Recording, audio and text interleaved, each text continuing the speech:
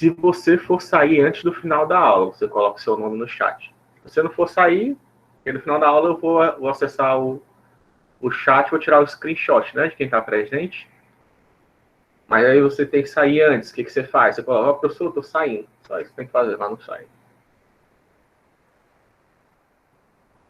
A lista, vocês têm que entregar até... Quer dizer, eu recomendo que vocês façam essa primeira lista até domingo. Esse domingo agora, né? Então, quarta-feira até feriado, vocês podem fazer isso, né? Tem um dia... Para ver se tem aula nenhuma, né? Nesse dia. E... Porque eu vou tentar passar... São 4 listas, né? Eu vou tentar passá-las mais ou menos a cada 1 ou 2 semanas. A gente vai ter uma lista, né? Mas você só precisa entregar as listas junto com o primeiro trabalho, né? Que eu passo para vocês ainda essa semana, quando é que vai ser a data de entrega do primeiro trabalho, certo? Aí, junto com o primeiro trabalho, você tem que pegar as 4 listas, inclusive, não somente a primeira. Mas se já tiver com a primeira feita, né?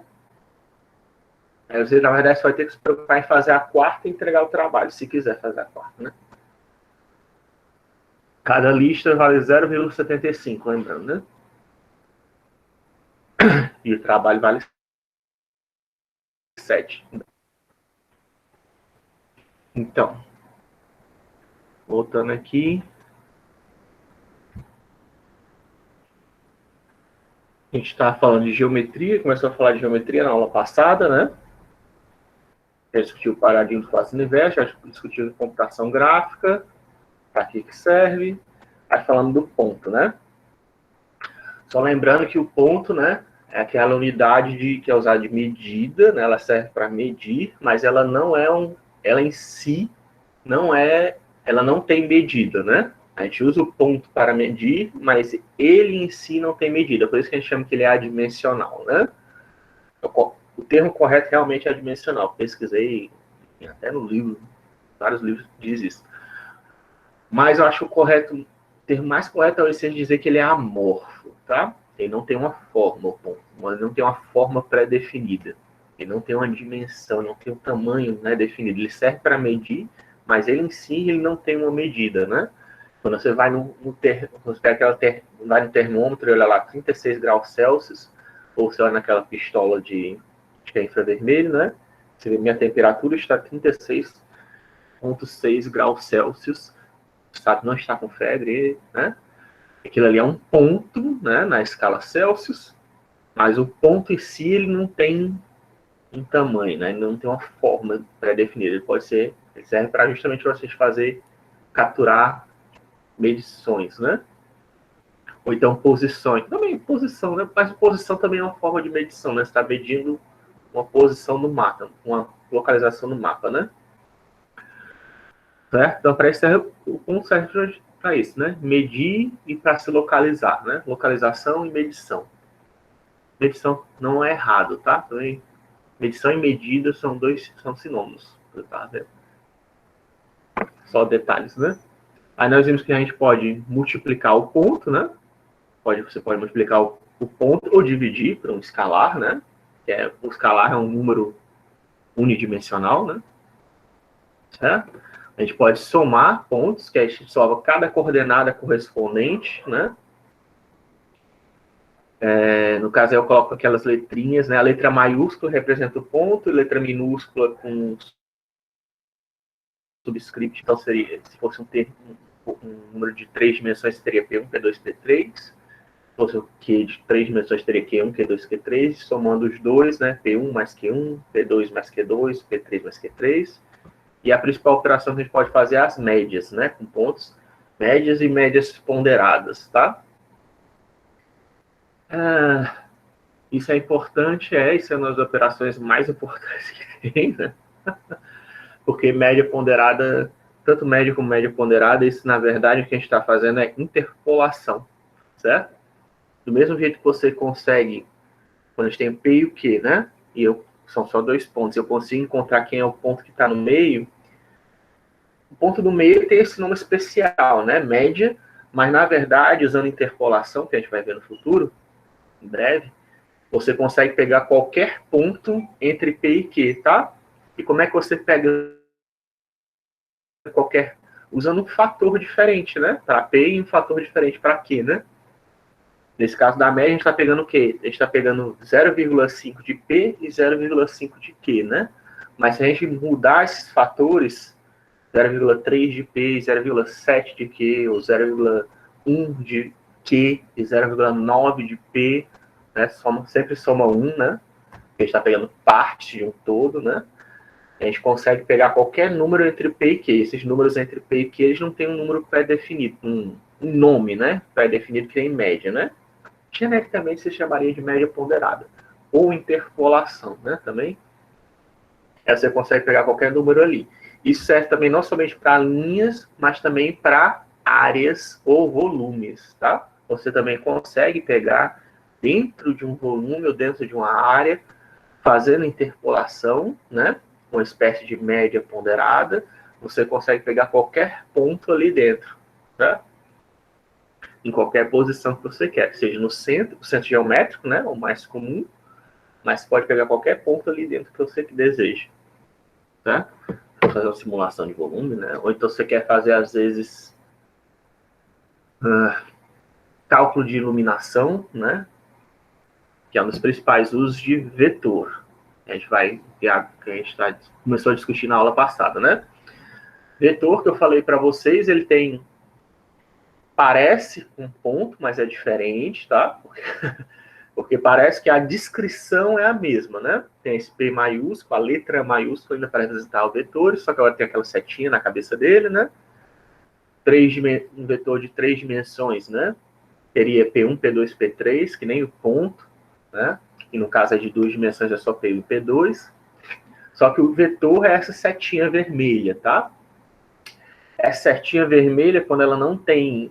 Quando a gente tem só os dois números, né? Desse jeito, solto, só as coordenadas, a gente considera que ele está ligado na origem, certo? Do sistema de coordenadas. Mas isso é uma convenção, tá? O vetor ele não tem um local fixo no espaço. Na verdade, o vetor, como eu disse, as duas propriedades principais dele é uma direção, certo? E tamanho. São as duas propriedades principais do vetor, são essas, o tamanho e a direção. Certo? A direção é a reta em que ele está apoiado, né? Você imagina uma reta infinita que passa aí na base desses caras, né? Deixa eu ligar aqui. Para a gente poder ver. Saindo da apresentação.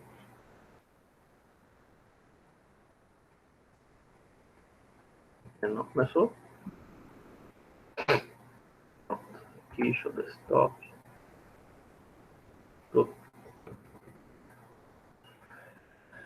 A gente tem uma reta infinita, né?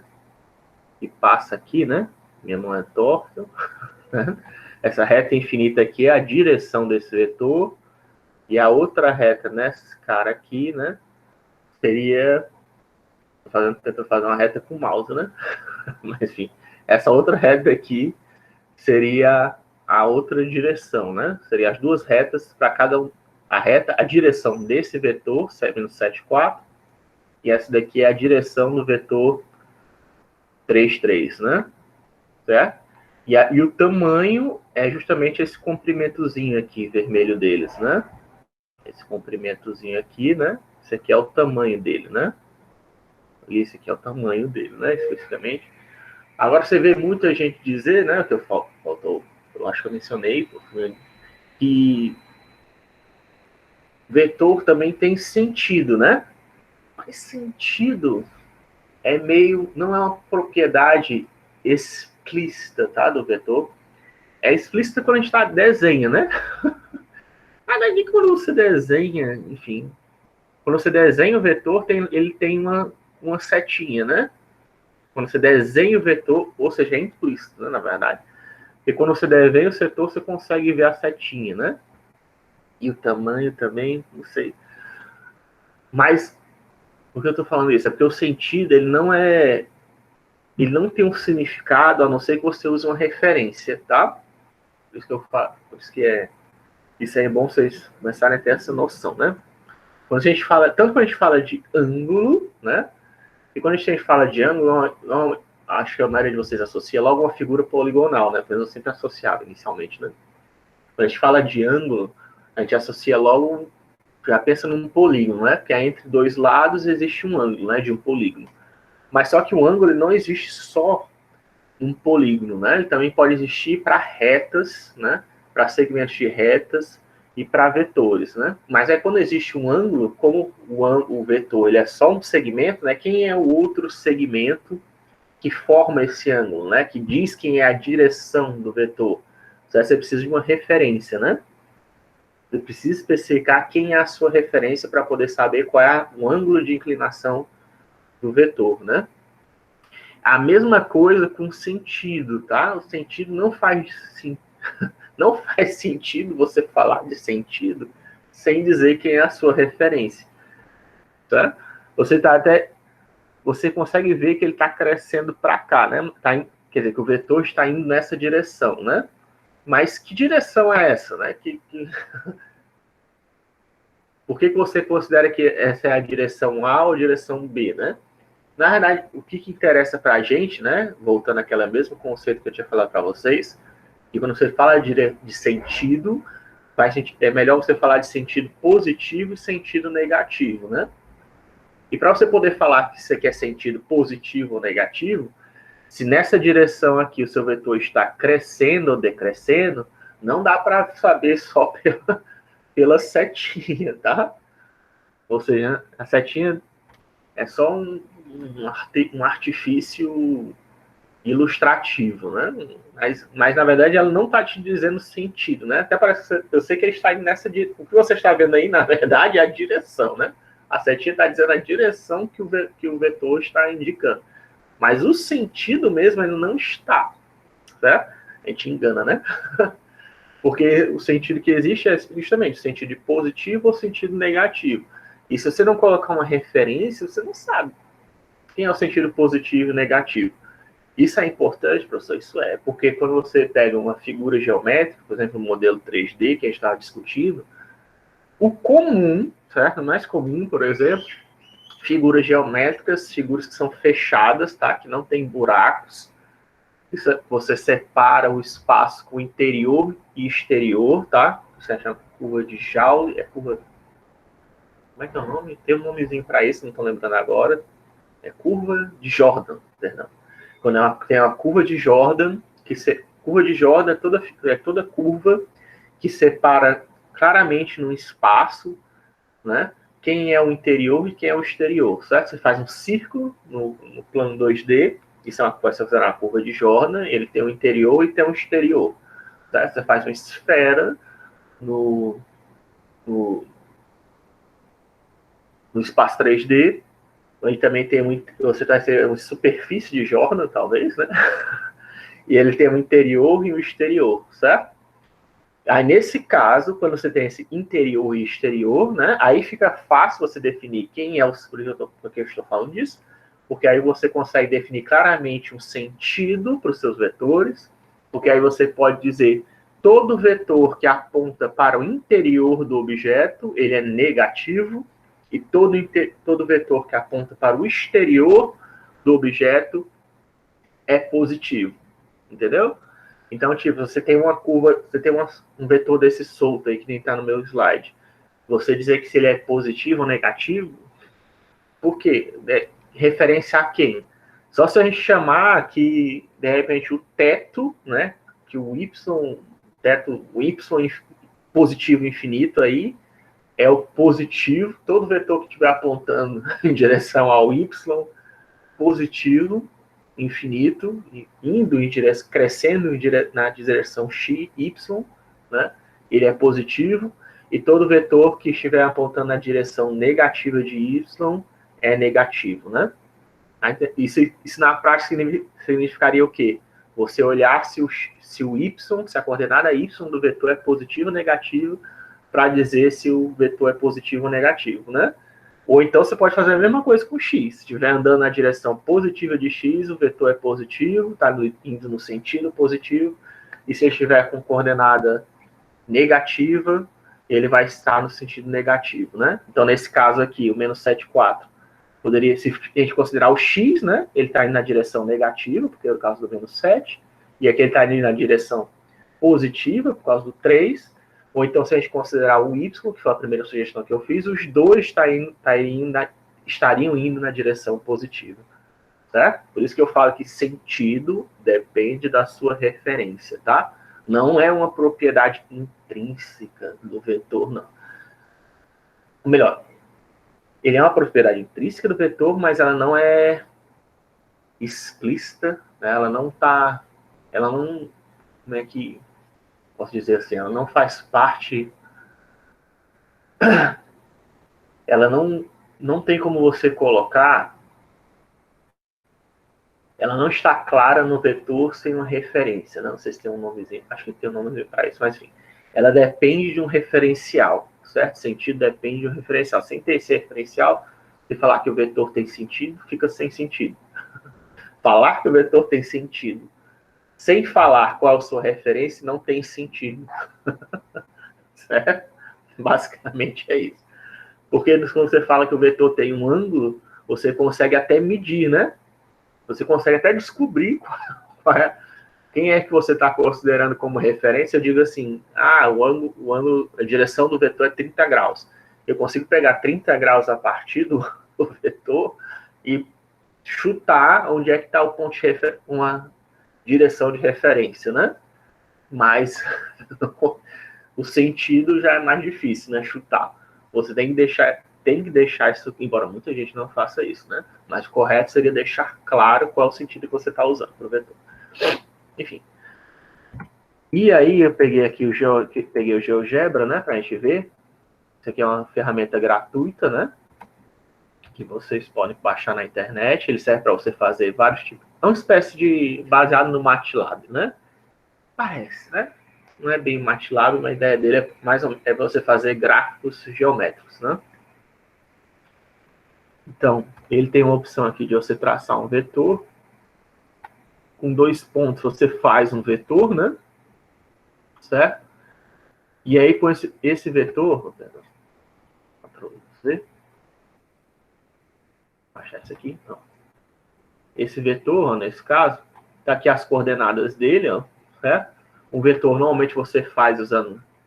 Tem duas maneiras, eu falei que você pode definir o vetor usando uma direção e um tamanho, né? Mas a maneira tradicional de se definir um vetor é usando 2 pontos, tá? Com 2 pontos você tem um vetor. Você consegue traçar um vetor, tá? Você não necessariamente tem um vetor. Com 2 pontos desse jeito, você também consegue obter um segmento de reta. A diferença do segmento de reta é que ele não tem sentido, né? O segmento de reta ele não tem necessariamente um sentido, né? A diferença do segmento de reta para um vetor, assim, a grosso modo, né? O segmento de reta também é do mesmo jeito, tá? Com 2 pontos. Sendo que, na verdade, é porque o segmento de reta ele realmente tem 2 pontos, né? O vetor ele não necessariamente tem 2 pontos. Você só está usando 2... Esse que é, na verdade, a definição mais correta seria isso. O segmento de reta já estaria partindo a 2 pontos. No vetor, não. O vetor ainda continua com um ponto só, tá? Embora a gente traga os 2 pontos para desenhar o vetor, você não precisaria, né, dos 2 pontos. Você pode usar só direção e tamanho para definir o vetor, né? Certo? E nesse caso, ó, veja aqui as coordenadas, né, do vetor, ó, certo? Aqui a coordenada desse vetor, por exemplo, é 3.12 e 1.62, né? Certo? Eu posso mexer ele para qualquer lugar, ó, do espaço do plano cartesiano, que a gente está no plano cartesiano 2D, né? E a medida dele não muda ali, ó, 3.2 e 1.62, tá? Por quê? Porque a direção e o tamanho dele não estão mudando, tá? A princípio, né? O tamanho dele não está mudando. O tamanho dele não muda, né? A direção até que está, mas o tamanho dele não está mudando. Certo? Esse vetor pode estar em qualquer lugar do espaço. Por isso que o vetor é extremamente dependente da referência, né? No caso, a referência seria o ponto de partida, né? Quem é esse seu ponto de partida? Em geral, como eu disse, quando você não diz quem é o ponto de partida de um vetor, você sempre assume que esse ponto de partida ele está aqui, tá? Na origem, se não disserem, tá na origem. E o ângulo Quem é o ângulo que eu uso, professor, para medir? Em geral, também é sempre o eixo X, tá? Esse eixo X aqui seria a partir dele que você mede o ângulo. Isso é o tradicional, tá? Não necessariamente precisa ser desse jeito. É só a convenção, certo?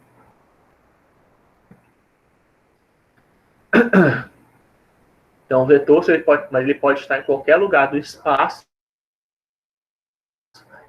Certo? Você pegando dois pontos e fazendo a subtração deles, né? O ponto A menos o ponto B, né? Certo? Isso aí daria o vetor. O resultado dessa operação que é o vetor, tá? Você pega dois pontos. O que ele está fazendo aqui no GeoGebra? Não ficou claro, né? O que ele está fazendo aqui no GeoGebra? Como é que ele obteve esse número? 340 menos 0,18? Fazendo a subtração aqui, tá? Ó. No caso aqui de B menos A, certo? B menos A foi o quê? Menos 7 menos 3,6, que aí deu 3,4. E 3,82 menos 4. Tá? 3,82 menos 4 deu menos 0,18, tá? Isso aqui que é o vetor. Tá? Isso aqui não. Isso aqui só está sendo usado para calcular o vetor. É o jeito que o GeoGebra faz. Certo? Mas não é o único jeito de você desenhar, produzir um vetor. E ele, né? Você só usa ele em si, o vetor em si é só duas coordenadas, né? É igualzinho ao ponto, como eu falei. Tá? E ele aponta, e ele serve para indicar uma direção, né? O vetor mais comum que vocês vão ver na vida é o vetor de normal, né? Principalmente foi que eu vou trabalhar com modelagem 3D. O vetor normal, ele é um vetor que ele fica sempre perpendicular a uma superfície, tá? Perpendicular quer dizer que ele forma 90 graus com qualquer direção da superfície. Pega uma reta na superfície, pega um vetor perpendicular, 90 graus com ele, certo? Isso é a normal. Aí o sentido na normal, né? Aí, como eu falei, pode ser positivo ou negativo. Tradicional, você considera que positivo é quando você está saindo da direção fora do modelo, né? Você está indo para fora do modelo, da região interna para a região externa, né? Então, se eu coloco, de repente, aqui no Blender, né? A nossa amiga Suzane, certo?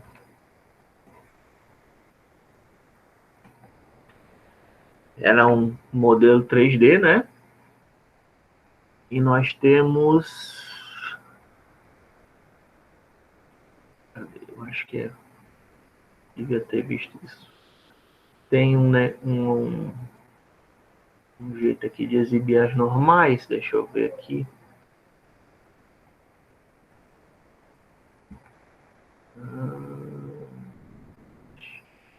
Onde é que vê isso aqui, as normais, hein? Eu sempre me esqueço. Já mexi nisso tantas vezes. E ainda assim a gente esquece. Pronto, tá aqui. É porque o Blender mudou a interface, certo? Nessa versão, acho que foi 2.8, 2.9, ele mudou a interface. Mas em algumas coisas eu ainda sofro encontrar. Eu me esqueço de que tá.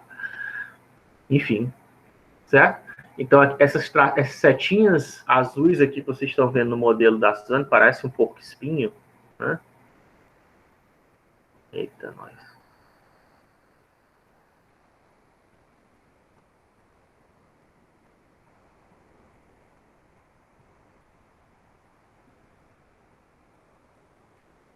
Tá complicando as coisas mais.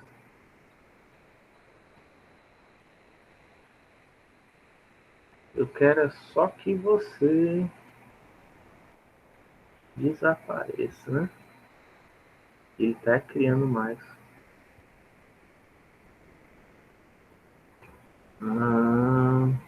Join areas. Isso, pronto. Certo? Essas setinhas azuis que a gente está vendo na Suzane, ó, certo? Elas são perpendiculares às faces, né? Ó. Pelo jeito que eu coloquei, elas estão nas faces, né? Mas se você quiser, ele pode colocar também nos vértices, né? E nos vértices fica meio difícil de ver o que é 90 graus, né? É porque aqui, quando você coloca para exibir nos vértices, ele está fazendo a média dos vetores normais das faces, né? Que no caso, por exemplo, tem 1, 2, 3, 4, 5 faces comuns a esse vértice. Ele está pegando os vetores perpendiculares a essas 5 faces e está produzindo esse azul escuro aqui, tá certo? Mas o que a gente calcula normalmente, né, na geometria, que interessante, é esse daqui, tá? Por que esse vetor azulzinho claro é importante, professor? Porque ele diz como a luz vai refletir no seu modelo, tá? Esse é o vetor um dos vetores mais comuns que vocês vão trabalhar, que a gente vai discutir, né? E ele serve para dizer como é que a luz reflete no seu modelo. E a gente imagina sempre a luz, adiantando, né? Como um raio, um raio é como se fosse um segmento de reta, né? Um segmento de reta, e quando ele bate uma dessas faces, ele vai refletir com alguma direção baseado na normal, né? Vocês também devem ter visto isso quando quando vocês viram no segundo grau, quando o raio de luz ele sai do meio do ar e entra na água, aí tem um vetorzinho perpendicular ao meio da água, né? Ele vai fazer algum tipo de refração. Isso também serve para calcular a refração, né? Não somente reflexão, mas refração. Você usa sempre esse vetorzinho normal, tá? Essas são as principais aplicações de vetor. Não somente essa, né? Eu já falei outras na aula passada, que serve para você calcular campos de força, né? Vento, campo eletromagnético, força, corrente de água, né? Mas esse aqui é um dos vetores mais comuns que você trabalha inicialmente, que é o vetor normal, né? Certo? Aí, voltando. As operações que você pode fazer com o vetor, né? Você pode multiplicar... eu não coloquei na ordem, depois eu vou ajustar o slide, mas você pode multiplicar ele também por um fator, que nem você faz com ponto, tá? Multiplicar ou dividir, né? Multiplicar por 2 ou multiplicar por 1 sobre 2, que seria multiplicar por meio. Você vai obter o mesmo resultado, você vai dobrar, porque quando você multiplica por um fator, você está dobrando de tamanho, certo? O vetor está dobrando de tamanho, a direção permanece a mesma, mas você está aumentando o tamanho do vetor, certo? Para o ponto, isso não acontece, né? O ponto ele muda de posição, ele se desloca, né? Quando você multiplica um ponto por um fator, você está mudando o ponto de posição. Você lembra disso, tá? Se eu pego um ponto e multiplico ele por um fator ou divido, você está deslocando o ponto. Mas no vetor, não. Quando eu multiplico por um ponto ou divido por um fator, você está alterando o tamanho dele, certo? Que é uma das dimensões que eu falei que é importante do vetor. Não estou mexendo na direção, mas eu estou mexendo no tamanho dele, certo? Veja que se lembra que eu mostrei no GeoGebra que eu posso deslocar, quando eu desloco o vetor, né? Eu posso deslocar um vetor sem mexer no tamanho dele. Mas quando eu multiplico, não. Quando eu multiplico por um fator, eu estou alterando o tamanho do vetor, mas sem mudar a direção, né? A direção continua a mesma. Tanto esses dois vetores, tanto o vetor 3, 3 como o vetor 6, 6, estão na mesma direção, apesar de ter tamanhos diferentes, né? E a outra operação é de soma, né? De soma de vetor também tem um nome especial, né? Soma de pontos não tem um nome especial, né? Mas soma de vetor tem. Quando você faz essa soma de vetores do jeito que a gente está fazendo, né? Coordenada por coordenada, obtendo que é a mesma operação que você faz com os pontos. Isso aqui esse cara verdinho aqui é chamado de vetor resultante, né? Ele é justamente o que eu falei, por exemplo, no caso ali das normais, né? Se você quiser causar... a normal comumente está associada a uma superfície, né? Ou então a um lado, né? No caso 2D. Quando você quer saber quem é normal no vértice, você precisa saber somar os vetores dos lados correspondentes, né? Você tem um vértice, no caso 2D, um vértice pertence a dois lados, né? Então, se tiver uma figura fechada, um vértice pertence a dois lados. Então, para pegar quem é o vetor normal naquele vértice, teria que somar os dois vetores, né? Dos dois lados. Se fosse 3D, naquele caso que eu dei um exemplo, tinha o normal com cinco polígonos em comum, né? 5 superfícies em comum. Para obter quem é o vetor anormal naquele ponto, eu somaria os 5 vetores. Tomando um certo cuidado, tá? Porque o vetor resultante, ele indica, se você for, ele indica quem, se você, tomando cuidado, que você tem que, se você quer garantir que todas as, e depende de você como você quer fazer, tá? Mas em geral, em geral não, né? Depende como você quer fazer, mas essa soma mais comum que eu vejo as pessoas fazerem é, às vezes, normalizar os vetores antes de fazer uma soma, tá? Quando você normaliza os vetores, que é um processo que a gente vai ver no futuro, você transforma ele em vetores unitários, quer dizer, tem comprimento 1, não muda a direção, mas eles ficam com comprimento 1. Quando você faz, é uma operação que você faz para dizer que todos os vetores que você está somando têm a mesma contribuição, certo? Eles não têm nenhum vetor que é mais especial que o outro. Quando você deixa vetores de tamanhos diferentes, como nesse caso aqui do slide, o tamanho maior, né? O vetor de tamanho maior tem mais influência, né? Nesse cara aqui, acaba puxando mais para ele, né? Vocês podem, não sei se dá para a gente imaginar isso aqui. Deixa eu pegar. Para mim que eu não sei se talvez pegar E é igual a V mais U, certo? V mais U. V mais U, tá? Foi para ali, por que ele não mostrou? Delete.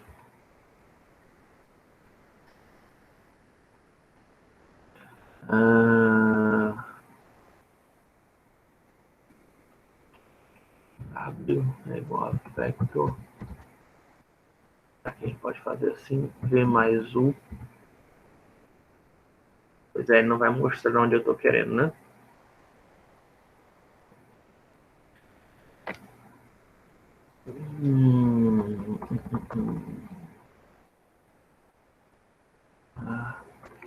Vector ponto A é o ponto. Seria o ponto ali, seria o ponto C. Teria que pegar o C. Não.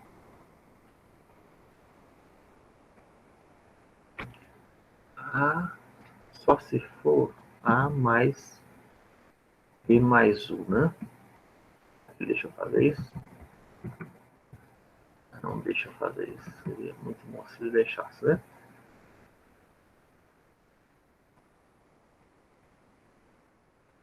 Ele até está produzindo o vetor que eu quero, mas não é a partir do ponto que eu quero, tá? E aí fica chato assim.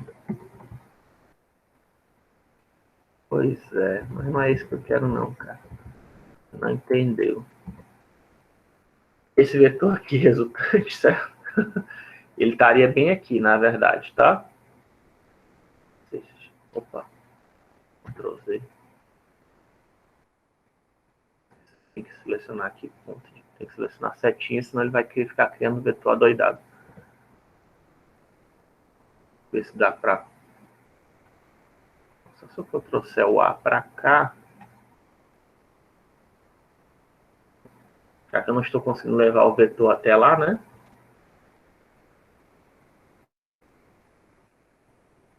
Certo? Então, quando você começa a aumentar o tamanho, né? Esse que eu queria mostrar, na verdade. Certo? Ó.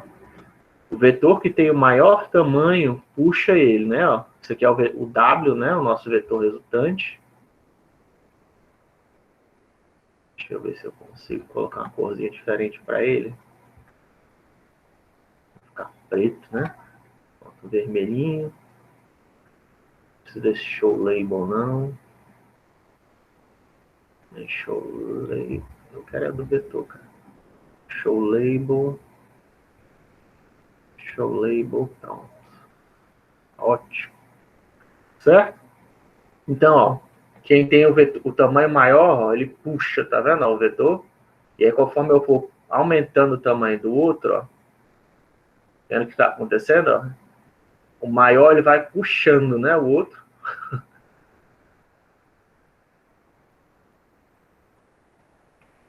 Então, quando você faz soma de vetores, por que eu estou mostrando isso? É porque o cara que é maior, o maior vetor sempre puxa o outro vetor na sua direção, certo?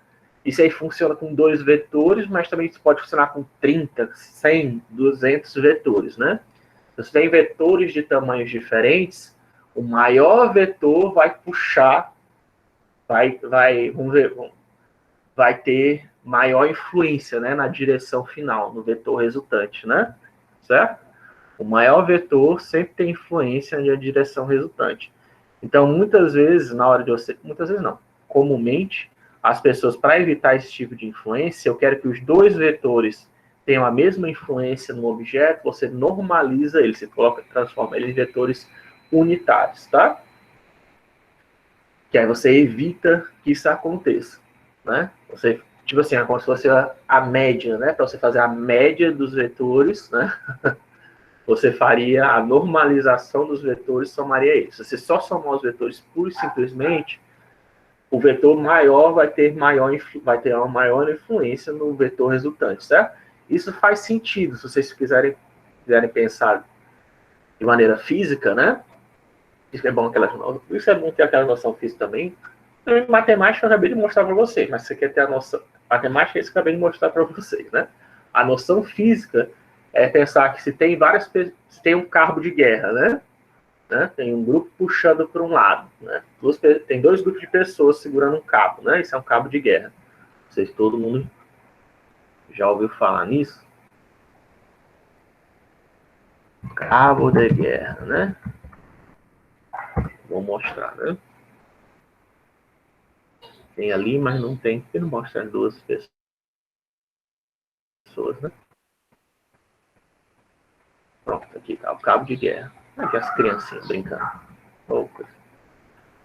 Tá? Então, esse aqui é um cabo de guerra. Para quem não conhece, sabe o que é.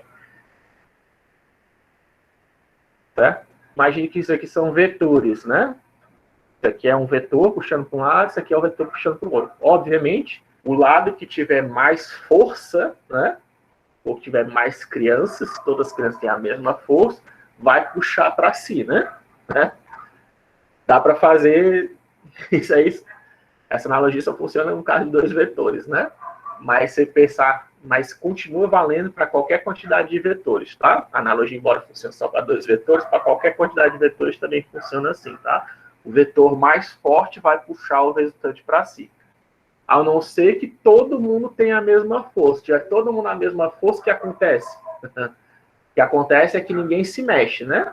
No caso, se as crianças, os 2 lados têm a mesma força, o cabo de guerra vai ficar constantemente parado. Não vai nem para a esquerda, nem para a direita, né? O cabo de guerra, o objetivo, para quem não sabe, é ultrapassar essa linha vermelha, né? Se as crianças desse lado puxar as crianças passando essa linha vermelha, elas ganham, né? Nesse caso, se os 2 vetores têm a mesma força, o ponto central da corda ficaria alinhado com essa barra vermelha, que é colocada no meio das crianças, inicialmente, né? E aí nenhum dos 2 lados estaria conseguindo puxar para nenhum dos outros. Nenhum dos 2 lados estaria conseguindo puxar a corda, né? Estaria os 2 parados, tentando puxar a corda. Certo? Nesse caso aqui, parece que esse lado aqui com a menina e os dois meninos de garota preta, de camisa preta, estão ganhando, né? Certo? Isso aí é uma outra analogia, né, de vetor resultante, só para vocês saberem. Então, para você evitar isso, né? Aí, no caso, não seria mais a média, tá? Que você faz, se você quisesse pegar. Não é a média que você faz. Se você quer pegar o vetor resultante, você soma os vetores, certo? Não divide por nada. A não ser, se você for o que você pode fazer é normalizar os vetores, que é uma operação que eu acho que eu não coloquei aqui. Não coloquei, ó, infelizmente. Depois eu vou ver se eu adiciono a operação normalizar. As operações mais comuns no vetor, que a gente pratica no vetor, ao contrário do ponto, não é a média, que a média até é meio esquisito fazer isso com vetores, mas é o produto escalar, né? Que é para você poder medir justamente o ângulo, né? Um produto escalar, você consegue medir o ângulo entre dois vetores, certo? E aí, quando você não tem dois vetores, o que você faz? Você usa um ângulo de referência, né? Que normalmente é o vetor da base. Um vetor da base, no caso da direção X, apontando o eixo na direção X. Aquele ali é chamado de vetor de base, tá? Esses caras aqui, ó. O vetor que está apoiado nessa linha, aqui é chamado de vetor base.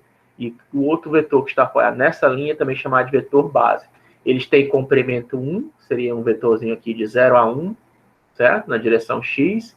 E um outro vetor aqui de 0 a 1 na direção Y positiva, certo? Esses são chamados vetores bases desse sistema de coordenadas. Isso é chamado de vetores base. Já estou colocando outra aplicação de vetores aqui para vocês, é justamente gerar um espaço, certo? Todo espaço 3D, todo espaço de qualquer dimensão, geometricamente, ele é gerado a partir de vetores bases, certo? Uma origem e vetores base, né? Uma vez que você tem uma origem, você precisa ter vetores base que geram aquele espaço. No caso, para gerar o espaço aqui 2D, é um vetor 0, 1, né? Um vetor aqui apontando na direção X, esse vetor aqui que está apoiado nessa direção, nessa reta preta, e um outro vetor aqui apoiado na direção Y, que é o 0, aqui é o 0, 1, perdão, e aqui é o 1, 0, o vetor 1, 0. É o vetor que é o vetor base do X, né? E seria... Quem seria esses vetores? Seria o vector 1, 0. Não deixa eu fazer assim, talvez assim. Não, tá ali. Ele colocou como A, né? E o vector é 1, tá? Esses dois carinhas aqui, vou colocar eles como verde muito feio, rosa, né? Vamos dar um aqui para ficar maior.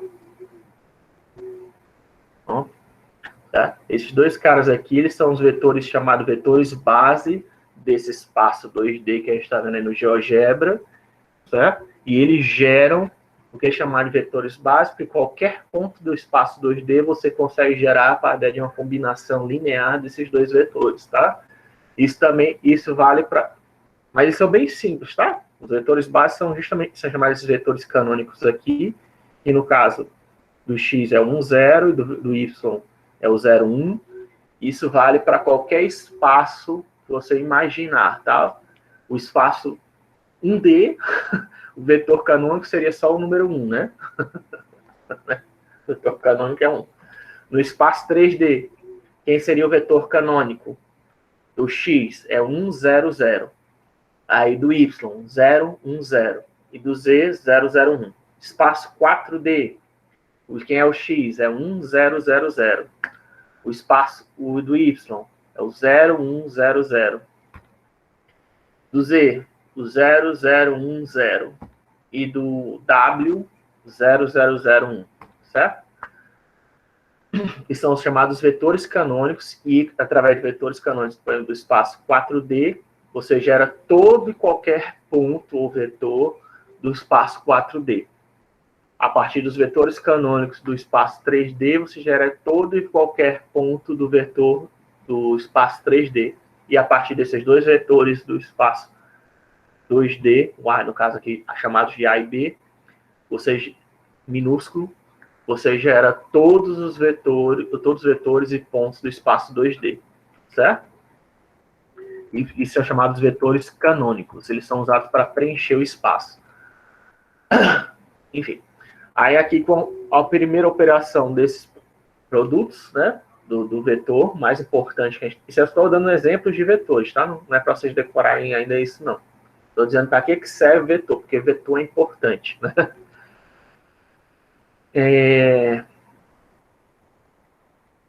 Enfim, e aí quais são as... Até agora tudo foi o que eu falei, como é que forma o vetor, quais são as propriedades dele, que é direção, tamanho, revisando, né? Direção e tamanho, sempre também tem um sentido, mas sentido depende de um referencial, certo? Não falar de sentido sem dar um referencial não tem sentido.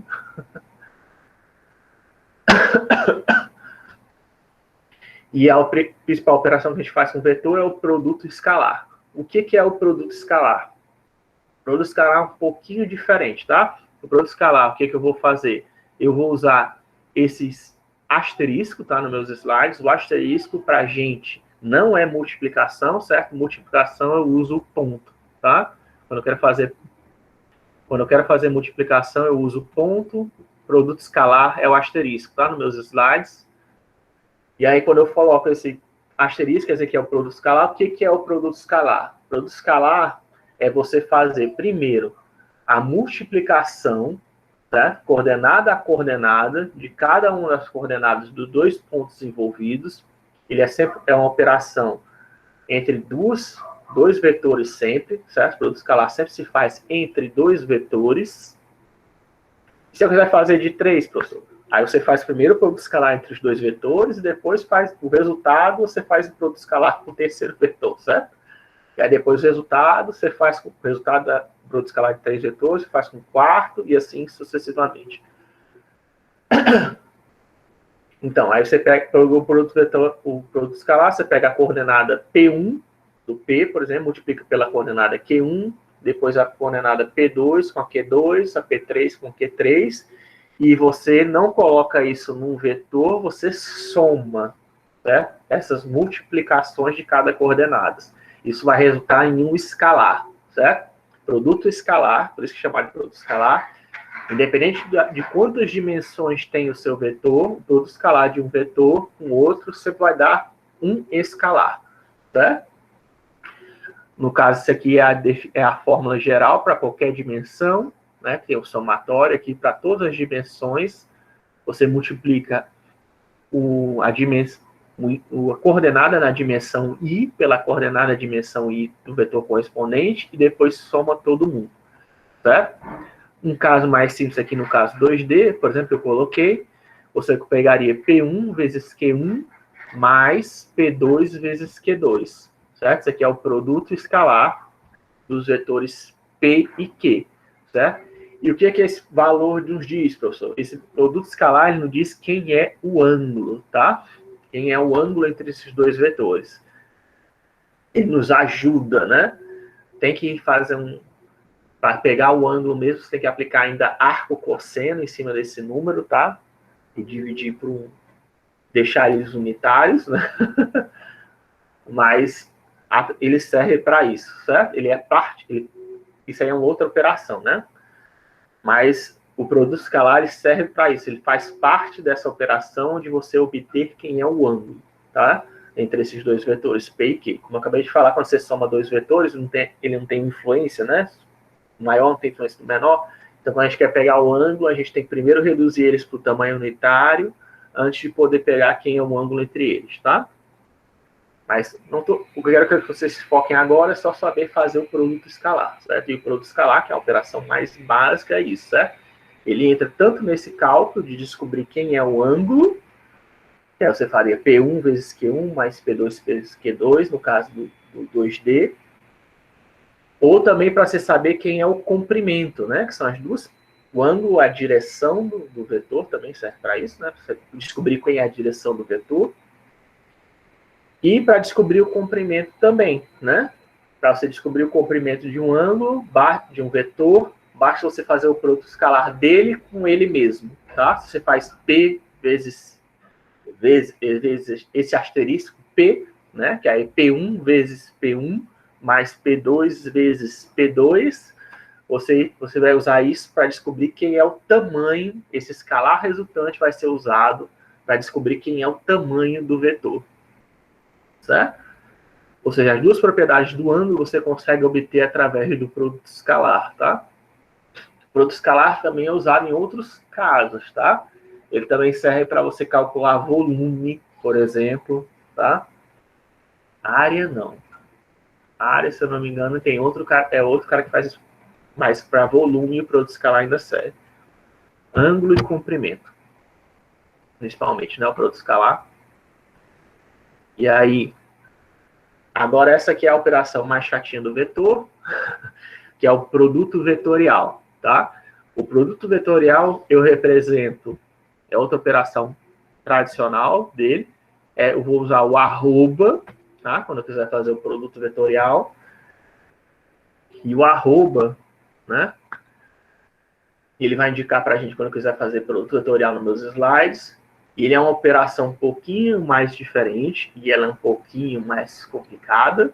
Por quê? Porque essa operação ela não existe em toda, diferentemente do produto escalar, que existe em qualquer dimensão. Se você pegar qualquer vetor de qualquer dimensão, sempre existe produto escalar.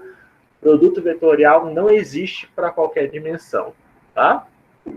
O produto vetorial, a princípio, ele só existe, pelo menos que eu tenha lido, até segundo os limites do meu conhecimento, e que eu já li em artigo também, tem até aí um link para vocês verem, ele só está definido da maneira que eu vou falar para vocês, com propriedades que eu vou falar para vocês, para o caso 2D e 3D, tá?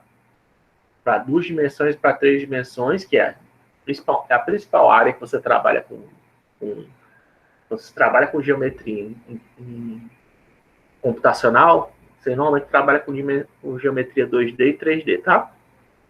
Então, para as principais as aplicações, a maioria das aplicações só trabalha nessas 2 dimensões mesmo, né? Tem gente que trabalha em dimensões maiores, né? E o produto vetorial já não vai, mas dá para trabalhar em dimensões maiores, né? Nesse caso, o produto vetorial já não vale, tá?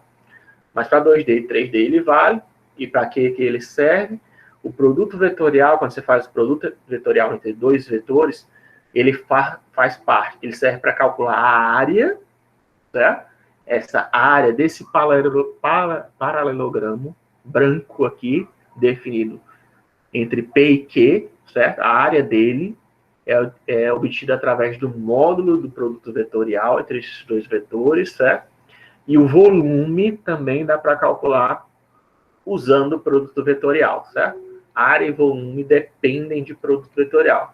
Ah, professor, mas você não falou que o volume usa também produto escalar? É porque ele usa também, ele também usa, tá? O volume, na verdade, é uma combinação do produto. O correto, na verdade, é que o volume é uma combinação da operação de produto vetorial e produto escalar. Você usa os dois, tá? Para obter o volume. Para você obter só a área, por quê? Porque você pega a área e multiplica pelo comprimento de um vetor, certo? É isso que assim você calcula o volume, certo? Dos objetos. Se eu pegar uma área, eu sei que aquela área se repete ao longo de uma direção, certo? Eu posso só pegar aquela área e multiplicar pelo comprimento daquela direção, né? Pelo comprimento do vetor naquela direção, você vai obter o volume. É como se eu fosse pegando folhas de papel, nesse caso do cubo, eu tenho uma folha de papel, né, que representa a base do cubo, que seria essa nossa área branca aí, e eu começo a colocar várias folhas de papel uma em cima da outra, né, eu vou eventualmente preencher todo o espaço do cubo, né. Então, por isso que eu digo, né, o volume ele é a mistura do produto vetorial com o produto escalar, tá? Depende das 2 operações, não é que eu falei esteja errado, tá? O produto vetorial depende tanto do volume, calcular o volume de um objeto depende tanto do produto escalar como do produto vetorial. E o que é, como é que se faz essa operação? Aí é que tá um pouquinho diferente, né? Em vez de você somar o resultado, primeiro, o resultado do produto vetorial é um vetor, tá? Não é um número. Diferentemente do produto escalar, que você sempre obtém um número, no produto vetorial você obtém um vetor. Esse vetor, ele é perpendicular aos 2 vetores. Também é uma operação que se faz entre 2 vetores, que nem o produto escalar, só que o vetor, você faz o produto vetorial entre 2 vetores, ele o vetor resultante sempre vai ser perpendicular aos dois vetores de origem, certo? Então, nesse caso aqui, o produto escalar entre P e Q aqui sempre resulta nesse vetor aqui, certo? Que é perpendicular, tem um ângulo de 90 graus, esse vetor aqui, que eu vou chamar ele, sei lá, de R. Esse vetor R, ele é perpendicular ao vetor P e é perpendicular ao vetor Q. Não sei se está... Por que ele é importante, esse produto vetorial? Porque é através dele que a gente obtém quem é o vetor normal, que eu mostrei no início da aula, mostrei na macaca Suzane, né? O nome daquele modelo é Suzane, para quem não conhece, tá? Do Blender. E como é que ele obteve aquela setinha azul? Porque ele fez o produto vetorial pegando os lados, se eu tenho um lado, um polinho qualquer que forma uma figura geométrica, né? Seja um triângulo, seja um quadrado, eu pego dois lados daquele quadrado ou triângulo que forma a minha malha 3D, né?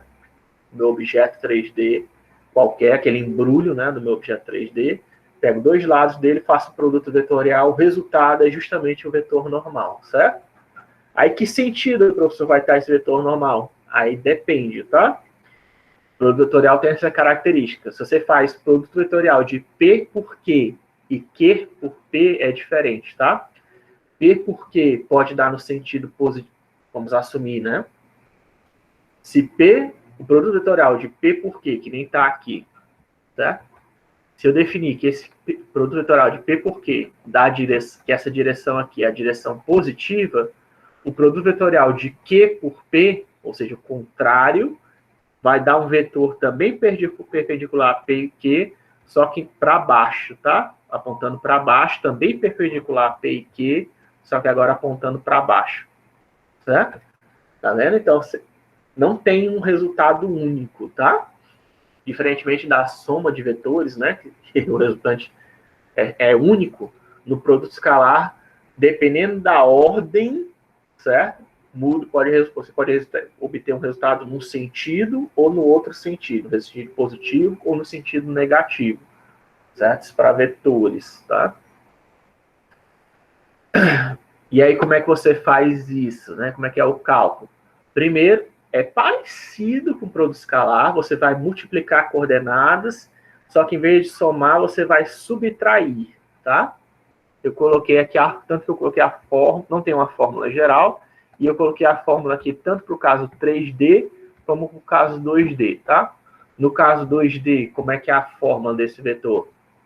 No caso 3D, esse vetor aqui seria o vetor 0, seria... O pessoal, em vez de fazer 0, 0 tal, né? Você considera que ele é o único caso, é bizarro, né? No caso 2D, é o único caso que você consideraria que ele dá um vetor unidimensional, né? Que é P1 vezes Q2, certo? Ó, primeira coordenada de P vezes a segunda coordenada de Q menos a segunda coordenada de P vezes a primeira coordenada de Q, certo? Quer dizer que eu estou pegando o x, em vez de eu pegar o x de P e o x de Q, eu estou pegando o x de P vezes o Q vezes o y de Q menos o y de P menos o x de Q, certo? Isso para o caso 2D daria um vetor unidimensional, que é um escalar, né? E no 3D, né? Que aí seria dar um vetor de 3, como daria 0, se você quiser, 0, né? Se for um vetor para ser consistente, né? 0, e o primeiro caso daria 0, e o segundo cara daria esse coleguinha nosso aí, P1 vezes Q2 menos P2 vezes Q1. No caso do 3D, é essa fórmula aqui monstruosa, que aí é a segunda dimensão de P vezes Q3 menos P3 vezes Q2, vírgula, que aí essa aqui é um número na primeira dimensão. Eu vou ajustar isso aqui para ficar bidimensional, tá? Depois para vocês verem, para ficar mais sentido, né? Aí aqui vai ficar P3 vezes Q1 menos P1 vezes Q3, e aqui fica P1 vezes Q2 menos P2 vezes Q1, que é igual a essa dimensão. Não é à toa, tá?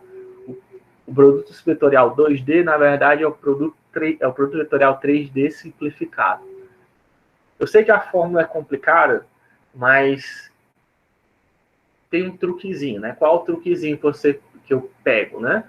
Primeiro, quando você está calculando a coordenada x, que aqui são as 3 coordenadas, tá?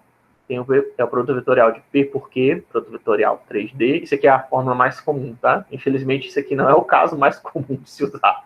A fórmula mais comum de se usar é essa daqui.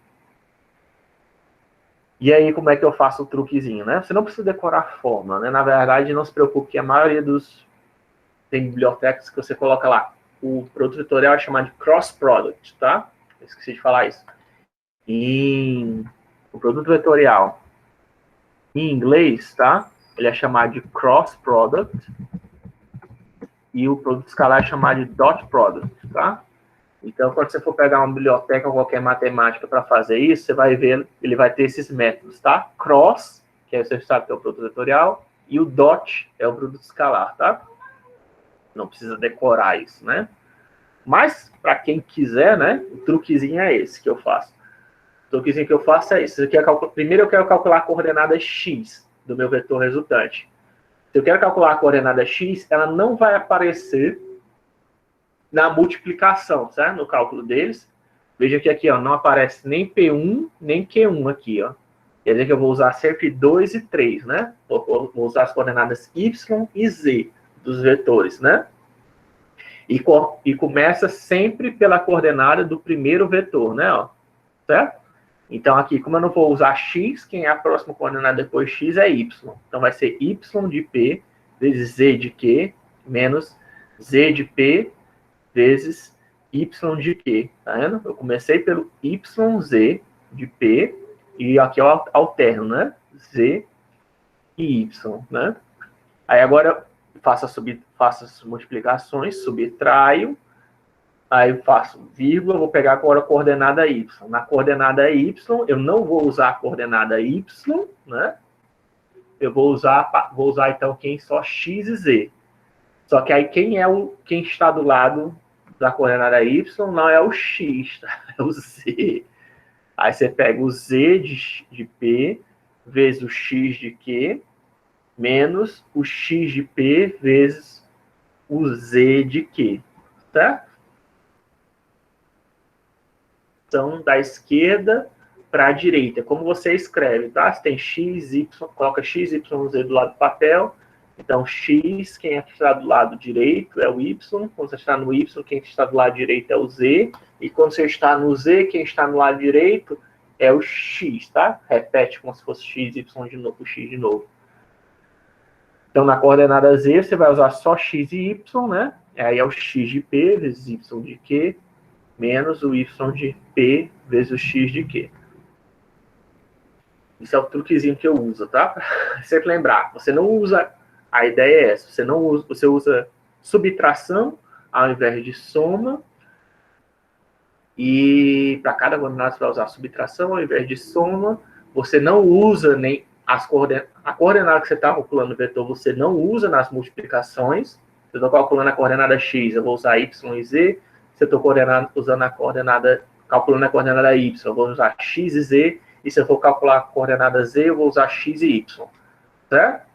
E o primeiro vetor, primeiro vetor que está na frente, né? Porque é P, produto vetorial Q, né? No nosso caso aí. P está na frente, não? Então ele que começa com as coordenadas sempre. Certo? Você dá a primeira coordenada dele, depois pega do Q, coloca um menos e aí inverte as duas, né? Porque é sempre duas, né? Não é sempre x e z, x e y, y e z, tá? Esse é o truquezinho que eu uso, tá? Eu não preciso decorar isso, eu só estou dando um truquezinho que eu demorei, né? Aprender isso. Na minha época, você tinha que decorar essas coisas, né? Hoje em dia eu sei que não precisa. Mas para quem tiver curiosidade, né? Ou quem quiser também, né? Se aperfeiçoar, talvez. E agora a gente começa finalmente com os objetos. E os objetos geométricos, né? Finalmente a gente saiu de ponto e vetor, que são aqueles elementos mais básicos, e agora vamos para a reta, né? A reta ou segmento de reta, né, que é o nosso último primeiro elemento geométrico antes de finalmente chegarmos no triângulo, né? Nos polígonos, né? E aí nós temos o quê? A equação paramétrica da reta, certo? A equação paramétrica da reta, é importante a gente saber ponto vetor, porque ela aparece na equação paramétrica da reta, tá?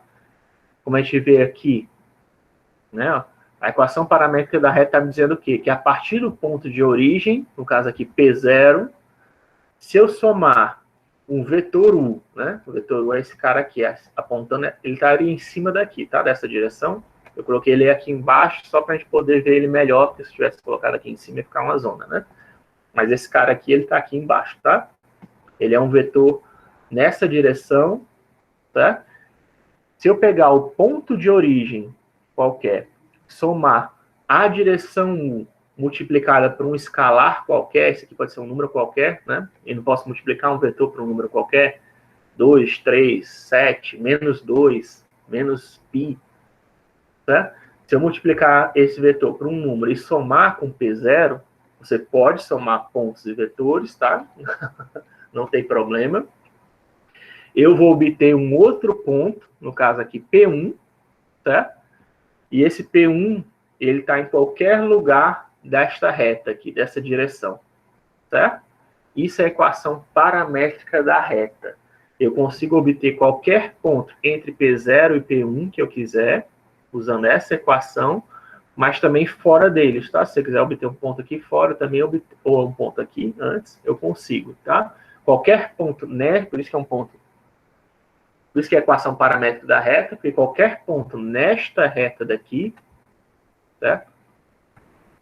Qualquer ponto nesta reta aqui, que eu estou fazendo toda tosca, sem direção nenhuma, qualquer ponto nesta reta pode ser definido a partir dessa equação, certo? Eu sei que vocês devem ter aprendido aquela equação tradicional, também no segundo grau, que é y igual a x mais b, tá? Aquela equação de reta, y igual a x mais b, ela é uma equação de reta, ela serve, só que o problema é que ela é meio limitada, tá? Ela não está errada, mas ela só funciona para o caso 2D, tá? Para caso 3D, 4D, 5D, 8D, ela já não funciona, aquela abstração já não funciona, tá? Porque você está usando y igual a x mais b, né? Está usando a coordenada de x, multiplicando por um ângulo e somando com bias. Mas isso aí só funciona para caso 2D, certo? Para caso 3D já não funciona. Essa equação paramétrica da reta, é por isso que eu estou passando ela para vocês, ela funciona para qualquer dimensão, certo? Qualquer reta, a partir de hoje, qualquer reta em qualquer dimensão, 1D, 2D, 3D, 4D, 20D, infinitos D, você usar esta equação, você consegue traçar a reta, certo? Qualquer reta que você queira, ela funciona. Veja que eu não disse quem, nessa equação, propositalmente, eu não disse quem é a dimensão de P, de P0, nem de PI ou P1, nem de U. Eles têm que, obviamente, ter todas a mesma dimensão, né? Com exceção de T, né? T é um escalar, é um número qualquer. Mas ignorando o T, os dois pontos e esse vetor, todos eles têm a mesma dimensão. Ou todos eles são da terceira dimensão, ou são da oitava dimensão, ou são da 10ª dimensão. E você consegue gerar qualquer ponto na reta a partir dessa equação, né? Ponto de origem mais um vetor, a ideia é essa, né? Parece complicado, mas não é. A ideia é essa, tá? Se eu pegar um ponto e um vetor, né? Mistura do que a gente acabou de aprender. Eu não expliquei para vocês o que é ponto, não expliquei o que é vetor. Se eu somar um ponto com um vetor, o que eu obtenho? Que eu expliquei para você, né? Somar dois vetores, o que eu obtenho? Um vetor resultante. Ou então, se for uma combinação linear, eu posso gerar até todo o espaço, né? Se eu tenho dois vetores base, né? 2D, vetores bases, aliás, sempre tem o mesmo número de dimensões, tá? Um vetor base para gerar um conjunto de vetores base para gerar o espaço 3D, você precisa de 3 vetores, né? Para gerar o espaço 8D, eu preciso de 8 vetores base para gerar o espaço 8D. Para gerar o espaço 3D, eu preciso de 3 vetores base para gerar o espaço 3D, né? Uma combinação linear gera todo o espaço, né? Somar pontos serve para o quê? Para você obter fazer interpolações ou obter a média, né? Pontos dentro dos pontos, né? Delimitar, se a gente pegar os pontos eles limitam uma região e todos os pontos dentro daquela região podem ser gerados através de média ou interpolação. E pontos fora dessa região? Ninguém me perguntou, mas e pontos fora dessa região, professor? Eu tenho um triângulo. Você disse que usando com média, eu entendi que eu obtenho o centro geométrico do triângulo. Usando interpolação, que a gente ainda vai ver, eu consigo obter qualquer ponto dentro do triângulo. E fora do triângulo, professor, eu consigo calcular, do mesmo jeito que eu consigo calcular aí no caso da reta, você consegue, tá? Só que tem um problema. A partir do momento que você se afasta, você começa a pegar pontos fora do triângulo, você já não tem a mesma precisão, certo? Você não garante, não é a garantia, quando você está dentro do triângulo, que é o espaço definido por aqueles 3 pontos, todos os pontos que estão ali dentro eles estão bem definidos, tá? Qualquer propriedade que você interpolar entre aqueles 3 pontos, você tem certeza, tá? Para ter uma certeza que ele realmente possui aquele valor, tá? Que você está pegando. Pontos fora, não. Porque pontos fora, você está fazendo uma coisa chamada extrapolação, tá? E aí, o que acontece? Se eu estou pegando um ponto muito distante do triângulo, é aquela mesma coisa que eu acabei de mostrar para vocês com os vetores. O ponto mais próximo daquele ponto distante do triângulo que eu estou calculando, ele vai ter mais influência do que os outros dois, certo? Isso vai acabar causando uma distorção, certo? Quanto mais longe você for do triângulo e você quiser calcular uma propriedade baseada naqueles 3 pontos que você conhece, né? Você vai ter uma distorção cada vez maior. Isso não em termos de geometria, tá? Eu estou falando em termos de propriedade, porque você pode usar essa variação para calcular, e para isso que a gente usa bastante, para calcular a propriedade, certo? Se eu pego na minha mão e calculo 3 pontos a temperatura em 3 pontos da minha mão, eu consigo calcular a temperatura interpolando de qualquer ponto da minha mão dentro daquele triângulo. Agora, se eu começo a me afastar para calcular, de repente, a temperatura perto do meu coração, já está muito longe, tá? Até dá para calcular a interpolação, se eu quiser. Mas como está muito longe, vejo que passou até por um espaço vazio, né? Para chegar no meu coração. Muito provavelmente esse ponto que você está calculando, usando como referência os 3 pontos da palma da minha mão, está errado, tá? Muito provavelmente. Qualquer ponto dentro do triângulo que está desenhado na minha mão, imagine que tem um triângulo desenhado na minha mão, se eu calculo a temperatura nesses 3 pontos, eu posso calcular com uma precisão muito boa qualquer temperatura dentro daquele triângulo. Agora, se eu quero usar a interpolação para calcular um ponto que está próximo do meu coração, mais ou menos, né? Esse ponto de temperatura, baseado nos 3 pontos da minha mão, obviamente, né? É uma extrapolação gigantesca e pode estar bastante errada a temperatura, tá? Mesmo considerando que eu sou a mesma pessoa. Depois teste, se você estiver duvidando, tente, não sei se vocês têm termômetro em casa, né? Vocês testem medir temperaturas diferentes da parte do seu corpo, teste para casa, né? Para você medir, para testar a teoria que eu estou falando para vocês. Pegue um termômetro qualquer e meça embaixo do seu braço, depois coloque embaixo na dobrada aqui da perna, né? Embaixo do joelho. Coloque veja temperaturas diferentes do seu corpo, partes diferentes do seu corpo, coloque lá no dedão. Veja qual a temperatura que você vai obter. Você vai ver que, mesmo você não estando com febre, a temperatura nesses cantos diferentes de partes do seu corpo são diferentes, tá? Elas não são iguais. Só para testar o que eu acabei de falar. Se você quiser curiosidade.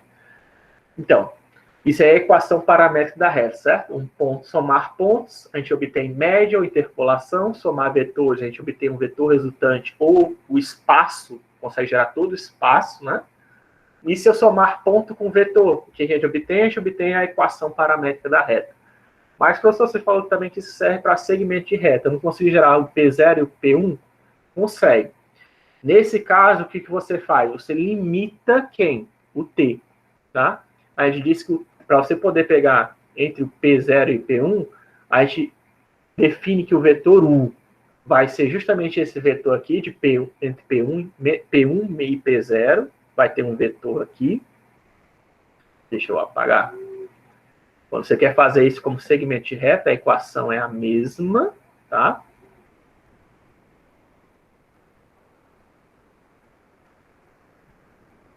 Depois eu vou colocar a borracha maior. Você quer, você, em vez de colocar esse vetorzinho U pequenininho aqui que você faz, você coloca o vetor U, é esse cara aqui, tá? Colocando que ele é esse cara aqui, que é P1 menos P0, você obtendo quem é esse vetor, você primeiro se define que U vai ser esse vetor e coloca T variando entre 0 e 1. Tá? Porque aí colocando T como 0 e 1, vai ser o quê? Vai ser P0 mais uma fração desse vetor grandão aqui, né? Ou seja, você vai obter um segmento de reta que está todo mundo entre 0, entre P0 e P1. Tá? Isso para se você quiser fazer uma equação de segmento de reta, né? E aí você sabe, se você obter um valor menor que 0, quer dizer que o ponto está aqui, está antes de P0, e se for maior que 1, está depois de P1. Isso você for fazer segmento. Se não for obter segmento de reta, não interessa. Segmento de reta, se não for segmento de reta, se for só reta mesmo, você pode colocar... Quais são os elementos que tem, né? Não sei se todo mundo sabe. Segmento de reta é esse aqui, que é definido entre dois pontos, né?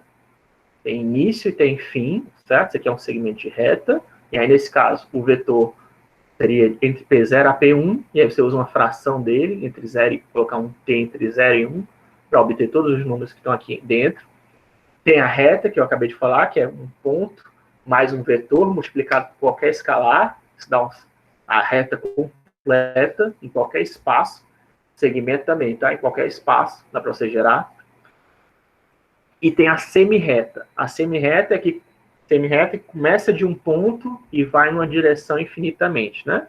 Quer dizer, ela tem um início, né? Diferente da reta que não tem início, a segmento de reta, a semirreta, ela tem um início, mas não tem fim. Ela continua eternamente numa direção, certo? Também dá para usar, obviamente, a mesma equação, sendo que aí você consideraria que não existe, a única diferença seria que o T jamais seria negativo, tá? Ele começa do zero e só cresce, né? Ou então começa do zero e só vai sempre do zero, vai sempre para o infinito positivo ou vai sempre para o infinito negativo a partir do zero, quando é semi-reta, tá? Basicamente é isso, né? Quando é reta, T pode ser qualquer valor, né? Resumindo, você não entendeu ainda. Quando é reta, T pode ter qualquer valor, é sempre reta, segmento de reta ou semi-reta, é sempre essa equação, tá? Sendo que quando é reta, T pode ser qualquer valor, quando é semi-reta, T começa do zero e vai para o infinito positivo, ou começa do zero e vai para o infinito negativo, quer dizer que vai 0, 1, 2, 3, 4, 5, 6, 7 até infinito positivo, ou então vai 0, menos 1, menos 2, menos 3, menos 4 até infinito negativo. Isso é semi-reta. E segmento de reta, o T varia só entre 0 e 1. Tá? Você limita que o T só pode pegar qualquer valor real entre 0 e 1. Tá? E aí, nesse caso, essa equação, que é a equação paramétrica da reta, ela também é importante porque ela é a nossa primeira equação de interpolação que eu estava falando para vocês, tá? Ela também serve como... Ela também é equação de interpolação. Ela é chamada de equação de interpolação, dando quem é o valor de T, tá? Se eu colocar que T... colocar que T ele tem um índice, né? Ele tem um valor que depende do número que depende de P0. Se eu ligar T com um valor, com um número que depende de P0, a gente consegue virar isso com uma equação de interpolação, tá? E como é que é a ideia?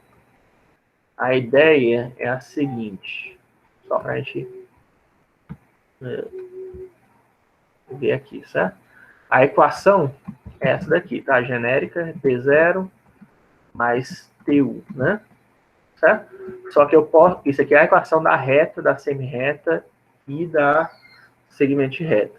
Se você quiser transformar isso numa interpolação, você pegaria P0 mais T vezes, aí colocaria um ponto qualquer, menos P0, para calcular o vetor, né?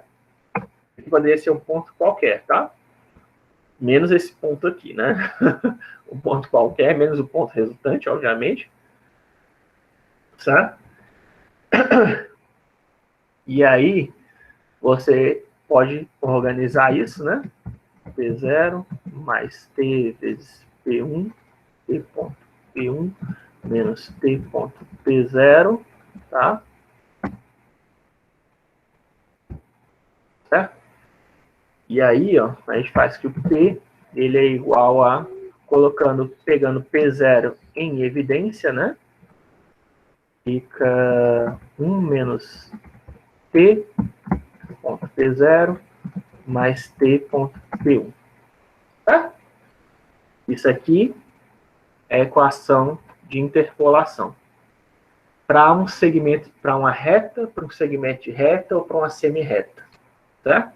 Essa aqui é a equação de paramétrica da reta e essa aqui é a equação de interpolação, que eu gosto de chamar da primeira equação fundamental para a computação gráfica. Isso é uma nomenclatura minha, mas é porque isso aqui é muito importante, tem muita gente que não ensina isso direito, ou não nem fala disso, mas isso aqui é muito importante, isso aqui tem que ser batido, acho que tem que ser mais pressionado em educação, principalmente em classe de educação de computação gráfica, porque você consegue gerar qualquer ponto, usando desse jeito, qualquer ponto entre P1 e P0, nesse caso, né? Equação de interpolação. E desse jeito, vejo que T está variando sempre entre 0 e 1, né? Não necessariamente T tem que estar entre 0 e 1, mas é aquela mesma história. Se estiver entre 0 e 1, é um segmento de reta. Se T for maior do que 1, você já é... Se você colocar variar de 0 a mais positivo infinito, é segmento de reta, continua valendo a mesma coisa, né? Se ele quer que já fica mais claro porque que dá problema, aquele caso que eu falei da temperatura, né? Eu espero. Porque como o T é maior, né, você vai começar a pegar um número negativo de P0, né? Se T for maior do que 1, né? Se T for maior que 1, for menos 2, vai ficar menos P0 mais P1, né? Enfim, já começa a dar uns negócios bizarros, né?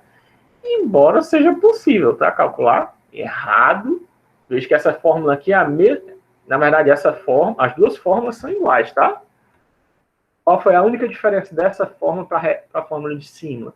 Foi que eu calculei o vetor U usando P0, tá? E não necessariamente ele precisa ser calculado usando P0, mas eu calculei para poder usei P0 para poder gerar essa fórmula, né? De interpolação, certo? Mas vou repetir isso mais ao ponto, certo? Isso é a introdução. A introdução que eu quero que vocês entendam qual é a equação paramétrica da reta, essa é a ideia, quero que vocês mantenham na cabeça isso. Equação paramétrica da reta é o quê? É ponto mais vetor. Eu já sei, o professor já me mostrou que é ponto, já me mostrou que é ponto, vetor. O que é equação paramétrica da reta é ponto mais vetor. Normalmente esse vetor está multiplicado por alguma coisa, né? Mas se não tiver, professor, você vai pegar ponto mais vetor. Aí você está multiplicando por 1, né? Teoricamente. E em teoria estaria multiplicando por 1. E o que isso faz? É um deslocamento, certo? Essencialmente seria como se você estivesse pegando P0. Se eu pego um ponto e soma com um vetor, você está deslocando o ponto P0 para a posição P1, né?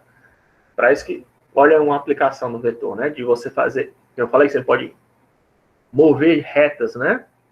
Isso usa, tá? Você vai usar vetores de vetor. Outras aplicações na física de vetor, né? Eu não falei. Vetor, aceleração e velocidade são vetores, tá? Não sei se todo mundo sabe disso, mas velocidade e aceleração são vetores. Por isso que vetor é importante, tá? O conto da aula mais importante nessa aula. Antes de equação paramétrica, vetor. Agora, a equação paramétrica da reta, somos um vetor com ponto. E agora, para a gente terminar a aula, ou começar, né? Vamos começar e você vai começar a discutir isso, né? Continuar na próxima aula. Essa aula a gente viu, basicamente, vetor e equação paramétrica, né? O triângulo, né? O triângulo, Ele é a nossa primeira figura geométrica, a mais básica que existe, né? Definida por 3 pontos, certo?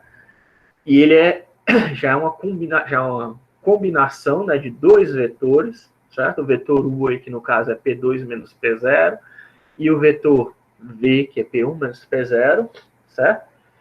Você consegue obter qualquer ponto dentro dele usando essa equação aí paramétrica, certo?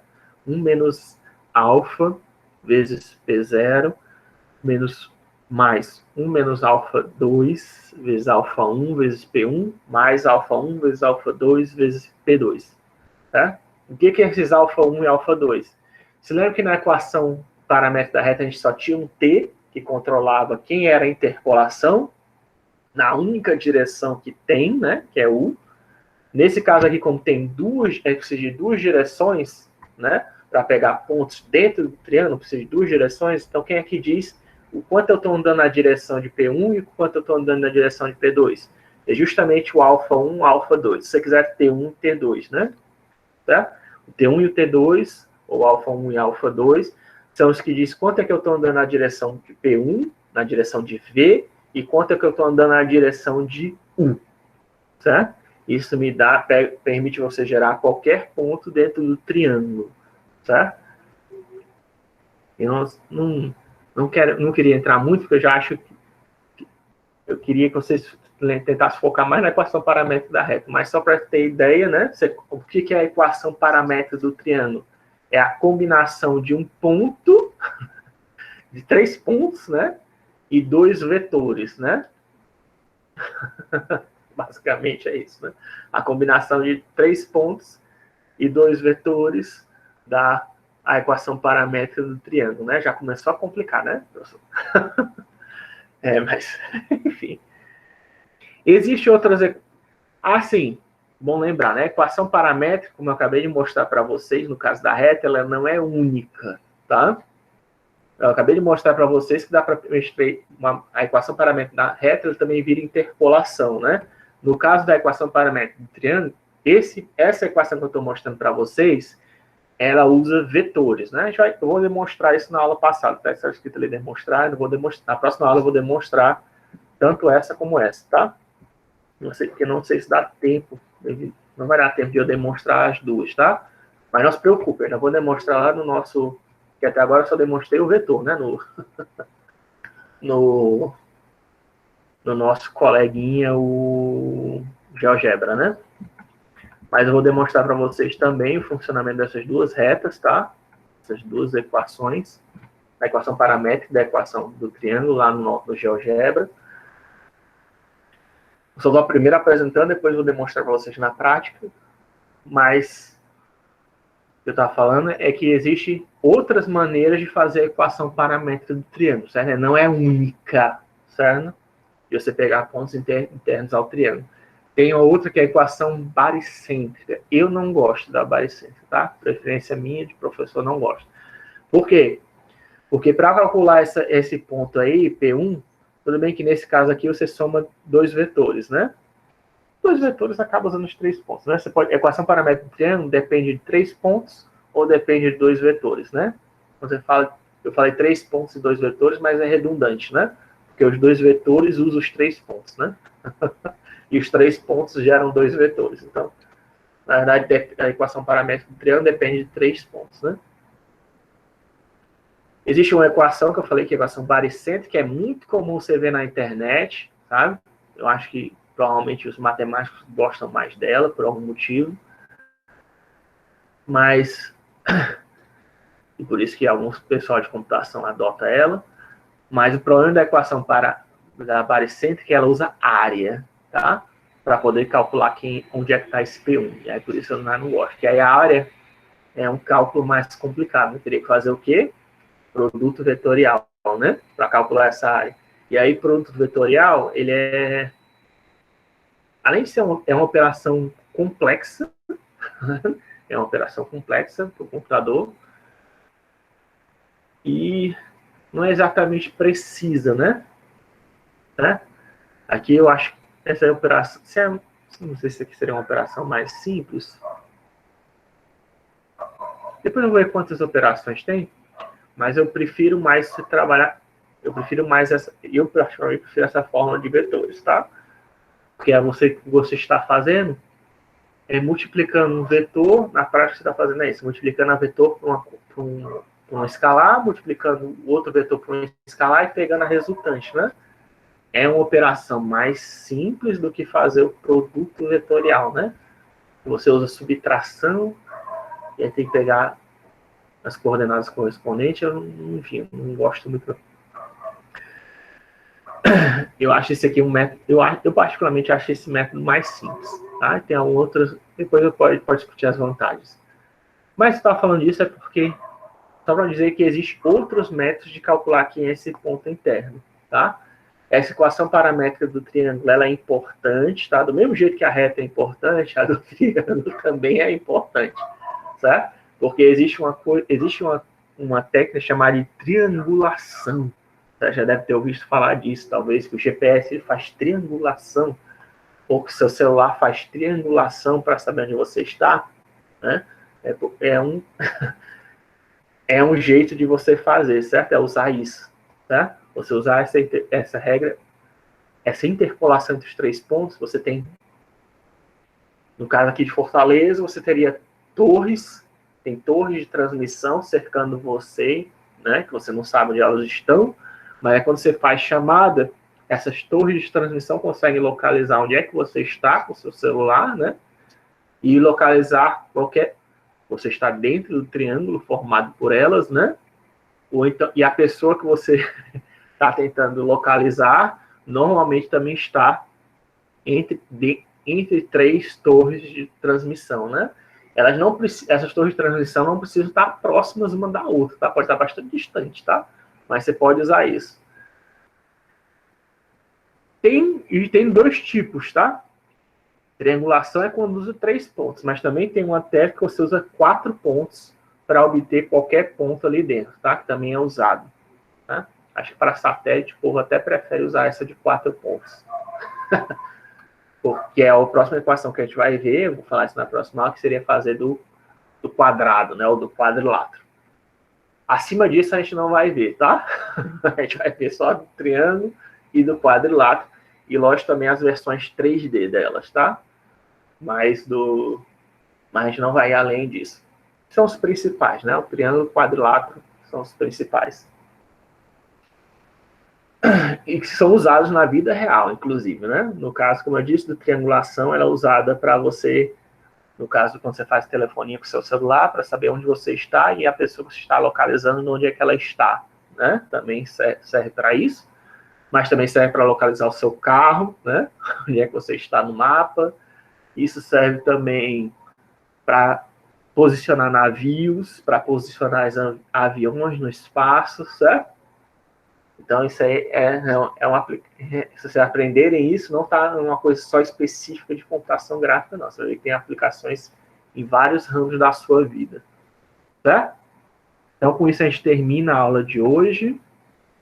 Eu vou detalhar mais, tá? Essa equação paramétrica, tanto da reta como do triângulo. Apesar da reta, já falei bastante, né?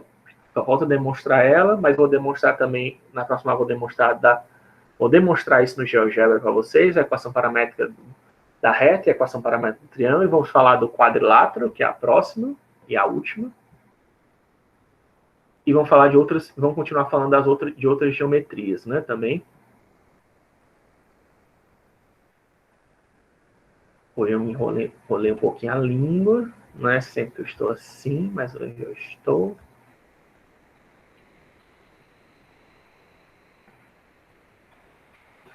Tá, vamos encerrar aqui a gravação que eu vou fazer a chamada.